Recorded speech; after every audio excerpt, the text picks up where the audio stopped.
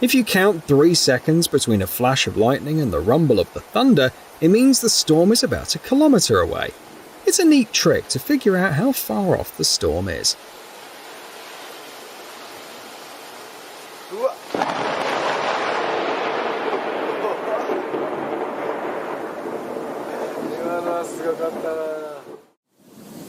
The most dangerous moment is when thunder immediately follows lightning, like in this case. The sound level can go up to 120 decibels. Just to give you an idea, the pain threshold is around 130 decibels.